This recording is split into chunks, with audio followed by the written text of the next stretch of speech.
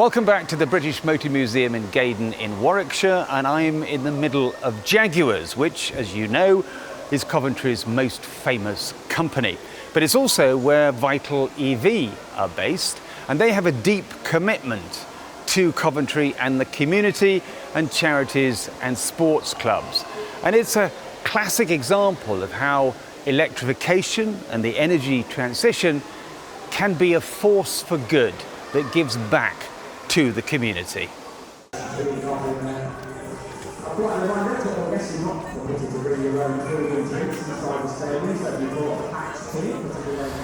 So I'm here with Matt Cannon, General Manager for Coventry Rugby Club, and we're here tonight, Matt, for the Hartpury University game. We are, yes. Are we going to win? Absolutely, we're going to win. Fantastic.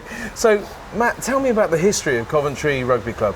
So Coventry was founded in 1874. We used to play formerly at a ground called Cowden Road in the middle of Coventry, right. And then since transitioned to Butts Park Arena, where we are now, with a capacity of 5,000, an ever-growing match day attendance that's right at the heart of our community, and a fantastic rugby side to go alongside it. Fantastic. You've been on a bit of a winning streak, I think, haven't you? We have. We're doing exceptionally well. You know, we're third in the league. Fantastic.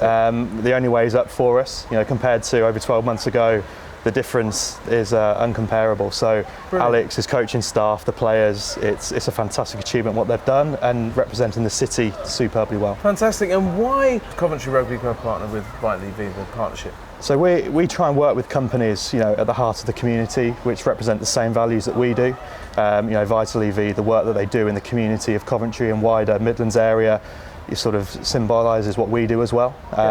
Local company putting money back into, you know, local professional sport, and we hope that we can, you know, repay your investment with opportunities for sustainable charging hubs, but also to partner a really, really strong championship side. The charging is important, isn't it, to help the community go a more sustainable route? Absolutely. You know, the work the council are doing outside the ground with turning the Butts Park into a double road lane.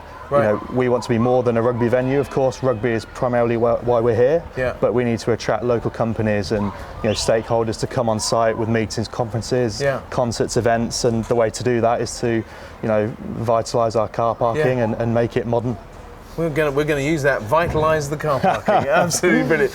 And what does the partnership mean for the club, with the investment from Vital EV in Coventry Rugby? Well, this year, you know, we've got a lot of players who joined us. Maybe we give an opportunity to play at this level. It's a big thing for us to keep the group together. So if we can attract, you know, good sponsors and sponsors that want to work with us for multi-year contracts, which Vital EV have done, you know, it's a big statement to us to keep this group playing together, to keep, you know, moving up the championship, and who knows what can happen. Fantastic. Matt Cannon, thank you so much for tonight.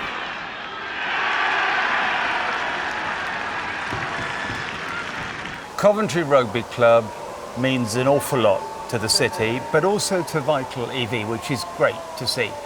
What else are you doing to help the community in Coventry, Paul?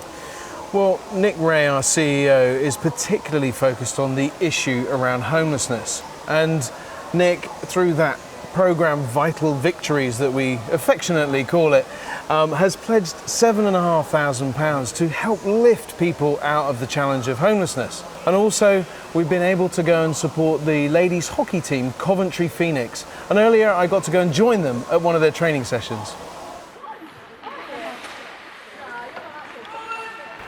So we're here at the Coventry Sky Dome, the home of Coventry Phoenix women's ice hockey team. Steve Linus, why are we here? Well, I've worked for Vital EV for a number of years now, and I've also coached the women's team here for about 10 years. Right. Last year we got the opportunity to play an exhibition come friendly game with the Irish international women's team. Wow. But at the time we couldn't raise the funds to do so, I approached Nick. So that's Nick Ray, the MD. MD of Vital EV.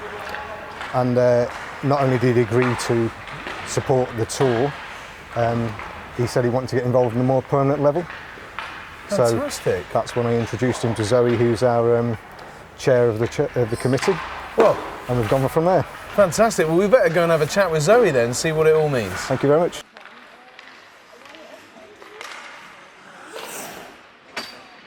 Zoe, thanks so much for joining me. Tell me a little bit about Coventry Phoenix Women's Ice Hockey. Brilliant. Yeah, so we were actually founded in 2003. So just over 20 years now we've been in. I've actually been involved from the start, which shows my age. But yes, so we joined the National League in 2004-2005. Right. And we've been playing in a mixture of North and South leagues ever since. We're currently playing in the National Women's National Ice Hockey League 2 South. Great. Along with a variety of other teams nationally. And how are you getting on? We're not doing too bad this season. We've been working our way up. We had a pretty terrible time over COVID and had to take 17 months off. Wow. So we've been really in a rebuilding phase over the last couple of years, but we're currently 5th in the table and we're on a bit of a winning streak, so we're hoping to continue. Well, that's all good news for us as Vital EV and also for you guys as well, Absolutely. which is fantastic. So tell me, what does this partnership mean for you guys in terms of real terms on a day-to-day basis? Well, I think firstly I'd just like to say, you know, when we initially spoke to Vital EV, we were really just stunned at the enthusiasm and the willingness to get involved. I mean, you know, we've had partnerships before where it's a bit of a arm's length relationship, and we've been just really encouraged by how involved Vital EV want to be and how, you know, they champion the sport. But in terms of what it means to us on a day-to-day, I mean, even with the current economic climate, you know, ice hockey has always been a very expensive sport. You know, to rent the ice, a single home game can cost over £600. Wow. And, you know, all of our players are completely self-funded. They pay for their own kit, they pay for their own travel. And so really what we're looking to do always, every single season, is to subsidise the game cost in particular. Yeah. And so the money from Vital EV has been absolutely vital in, you know, supporting us day to day. But I think the key differentiator this year has been, you know, when we're starting to look at the future of building the talent coming forward and bringing beginners through from beginner courses at the ice rink, we were in a bit of a limbo situation where we just didn't have the funds to put on developmental activity. Right. And so what we've done is been able to allocate a sizable amount of money from Vital EV to actually fund 4 dedicated games, competitive games with other teams, purely for our beginners, and that will really form the future of the club. So we're really thrilled for all of the involvement. Now, when we were talking before, you told me that we've got quite a diverse group of people that are playing the sport. We do, yeah. I mean, we first and foremost, age-wise, we've got a range from 14 through to kind of 50 upwards. I won't say exactly. But yeah, so huge age range, and you know, we've got ladies that have come back after having children. We've got some that are students going, you know, building their confidence as well. And then we've got some with some health conditions too. We've got a number of ladies with long-term health conditions, and they use hockey as a bit of kind of physical therapy for them, because you know it's a very different sport. It doesn't have as much strain on certain joints as things like running or football and things. And then in addition, we've got some of the girls with neurodiverse conditions, so such as autism and Asperger's. And I think because it's a sport where you're wearing a helmet, you know, you don't have to be as sociable on the off. And so it's been really nice to see some of those, particularly younger girls coming through that are a bit more, you know, shy, haven't got that confidence, don't have that social interaction, and then, you know, a couple of years later they're chatting away with the team. It's just great to see. So Zoe, it sounds like the money from Vital EV has made a tremendous impact on this women's ice hockey team. Yeah, it absolutely has.